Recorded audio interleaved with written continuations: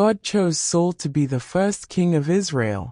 King Saul's responsibility was to lead the people and help them follow God's instructions.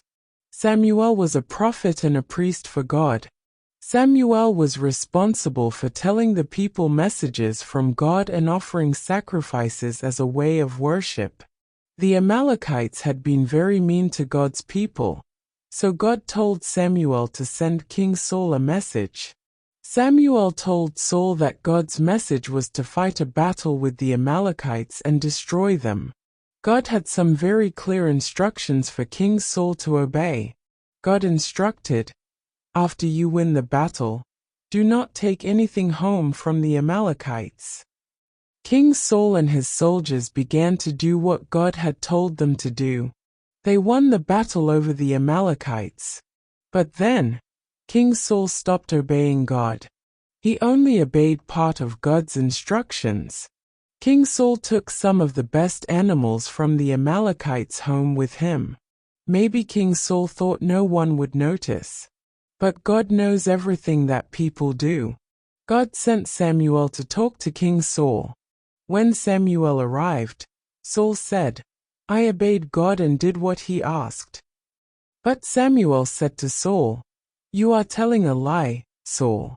You only did part of what God told you to do. He said to destroy the Amalekites and to not take any of their animals home with you. But you disobeyed. I can even hear the animals making noises right now." King Saul should have said, "I'm sorry, I have done a bad thing. It is my fault." But that is not what King Saul said. Instead of saying he was sorry, he said things like, "It's not my fault. The soldiers did it." Then he said, "Besides, they only took the animals so they could offer sacrifices to God to make him happy." Samuel was sad and angry at the same time. You are the leader of the people. Don't blame them. You have not made God happy, Saul. You have disobeyed him. And then Samuel said, "Sacrifices do not make God happy if you disobey him.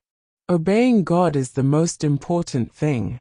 It is more important than making sacrifices." So, King Saul made all the wrong choices when disobeying God. Then, when Samuel talked to him about it, he was not even sorry. He blamed others and tried to make it sound like he was doing something good. Because of King Saul's disobedience, Samuel now had a very serious message from God.